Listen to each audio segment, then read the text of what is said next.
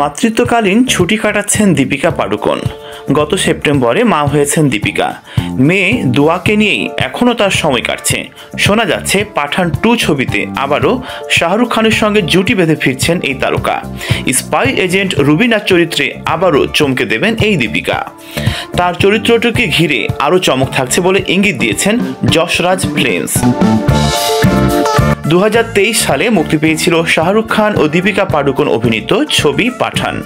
সিদ্ধার্থ আনন্দ পরিচালিত স্পাই ইউনিভার্সের এই ছবি বক্স অফিসে সুনামি এনেছিল বলে বাড়াবাড়ি হবে না। 4 বছর পর পাঠান ছবির মাধ্যমে ফিরেছিলেন কিং খান। প্রথমটি দেখার পর থেকে এর সিকুয়েলের অপেক্ষায় আছেন সিনেমা প্রেমীরা। তাদের জন্য সুখবর, পাঠান 2 ছবির চিত্রনাট্য প্রস্তুত, সংলাপ লেখার কাজ চলছে এখন। যশরাজ ফিল্মস ছবির শুটিংয়ের পরিকল্পনা করেছে। শোনা গেছে পাঠান মুক্তির আগেই নাকি এর সিকুয়েলের কাজ শুরু করেছিলেন নির্মাতা আদিত্য চোপড়া। প্রথমটির রেকর্ড ভাঙতে চান তিনি, তাই পাঠান 2 ঘিরে যশরাজ ফিল্মসের আরো বড় পরিকল্পনা। চিত্রনাট্য আরো দুর্দান্ত হবে। সময় নিয়েই চিত্রনাট্য করেছেন নির্মাতারা। শ্রীধর রাঘবন ও আব্বাস টাওয়ারওয়ালার সঙ্গে আদিত্য নিজেই চিত্রনাট্য লেখার কাজে যুক্ত ছিলেন। তবে এখনও পরিচালক ঠিক হয়নি। এটা নিশ্চিত যে পাঠান ছবির পরিচালক সিদ্ধার্থ আনন্দ সিকুয়েল পরিচালনা করছেন না।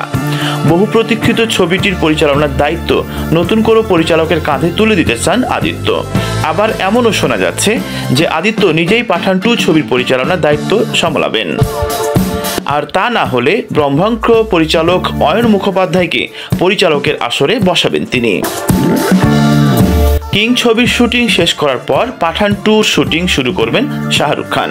সুজয় ঘোষ পরিচালিত কিং ছবিতে আরও আছেন অভিষেক বচ্চন, সুহানা খান, অভয় ভার্মা সহ আরও অনেকে। ছবিটি 2026 সালে বড় পর্দায় মুক্তি পাবে। তো বন্ধুরা, দীপিকার নতুন ফেরা নিয়ে আপনার কি মন্তব্য কিংবা আপনার কি উচ্ছ্বাস জানিয়ে কমেন্টস করতে পারবেন আমাকে।